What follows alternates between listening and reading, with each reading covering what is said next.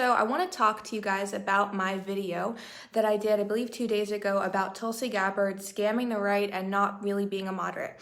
I did this video because I was seeing in the conservative world, conservatives that are big and just everyday conservatives give this woman a pass and allow her access to a conservative audience.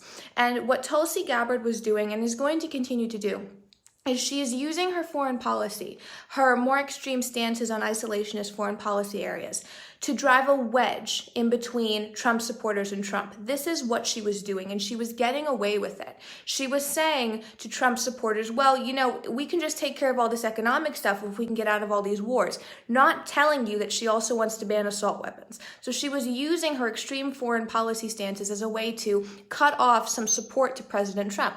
And conservative commentators were not seeing this. They were not understanding that Tulsi getting a pass from big deal conservatives on Twitter or on Fox News gave her some sort of legitimizing in the conservative world, as if to say this woman is not that big of a problem, she's a moderate person. So the comments from the left that jumped in to support Tulsi after I put out this video should serve as proof to conservatives that this woman's base is not in the moderate world, it is in the extreme left, who view people like Kamala Harris, like Elizabeth Warren, as corporate sellouts. They don't think those two are far enough. Tulsi exists on an edge of the political spectrum with Bernie Sanders. That's where her support is. That's why she endorsed Bernie. If anything, Tulsi is closer to Bernie than Elizabeth Warren is. So the leftists that jumped in to take care of Tulsi after I posted this video, Students for Tulsi, which jumped in as well, did this solely because they were trying to convince me of the goodness of Tulsi's policies, not realizing that when you did that, what you were really doing was explaining how radical she really is. I've gotten many messages from conservatives saying, you know, your video was interesting, but it was what Tulsi's supporters were saying in the comments section that made me think maybe this woman is not a moderate at all. She's not a moderate. One of the things that was happening with conservative commentators embracing this woman is they were giving away handedly our edge with voters who take foreign policy more serious. Because for a long time, voters who took foreign policy really serious would look to Rand Paul or Ron Paul to give the endorsement in presidential primaries or anything else for that vote. They were looking to those two people because they had a trust in them in the foreign policy world in keeping us out of useless wars.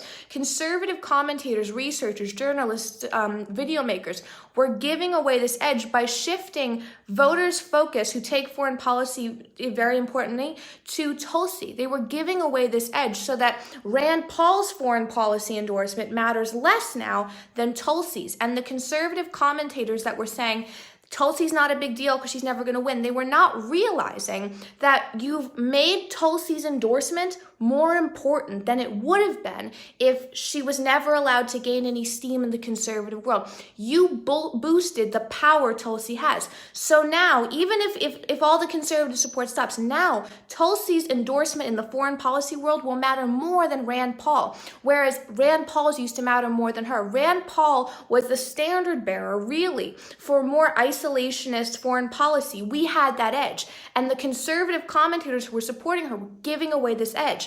So now there's digital proof, which is what I'm going to call this video I did about her and all the comments and everything that I retweeted with captions, to conservatives about how radical Tulsi is, about the fact that Bernie supporters have hashtag Tulsi 2020 in their bio. The dream ticket for them is Bernie and Tulsi.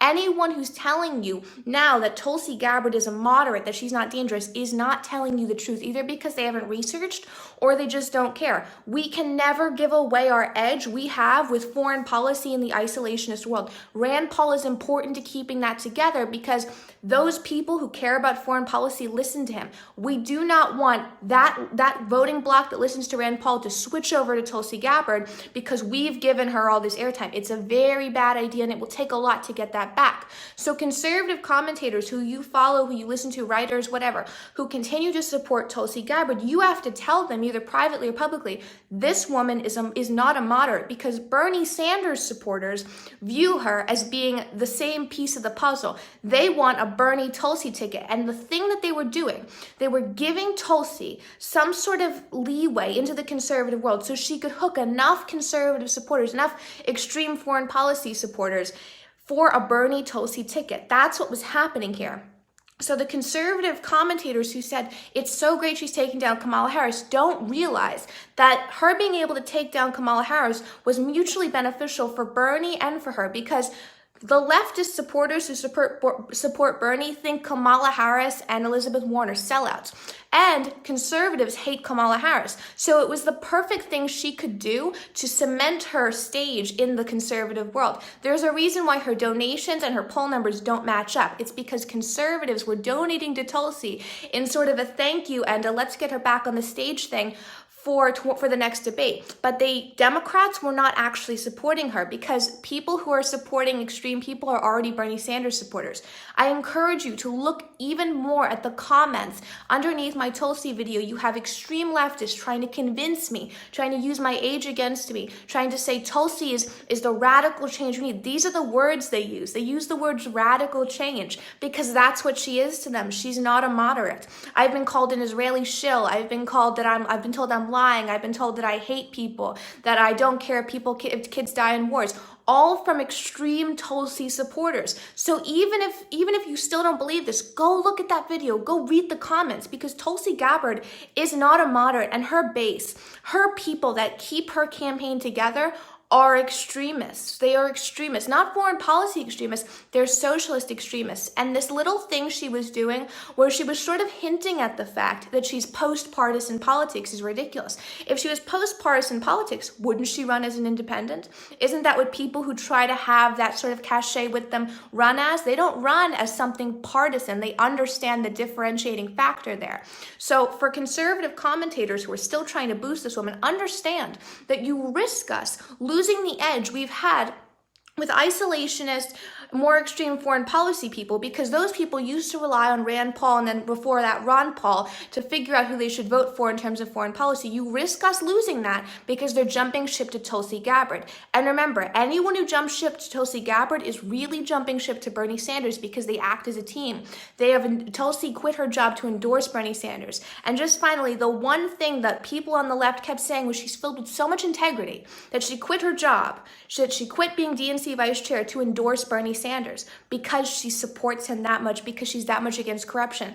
You're not endorsing people because you're against corruption. You're endorsing people because you like their ideas, which is what Tulsi Gabbard was doing. So understand, anytime you give this woman airtime that's positive, anytime you allow her to talk to a conservative audience, you risk that wedge she was driving between Trump and his more isolationist foreign policy supporters growing.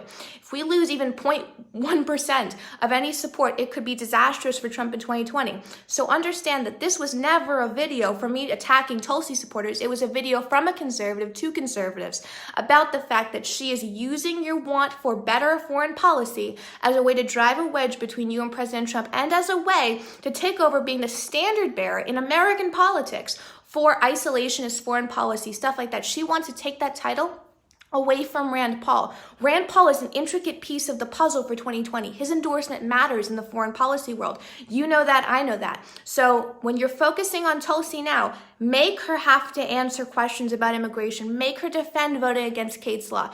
And she co-sponsored the resolution condemning Trump for attacking the squad. Remember that. This is a woman rooted in the most extreme base on the ideological political spectrum. Those are her supporters, not moderates.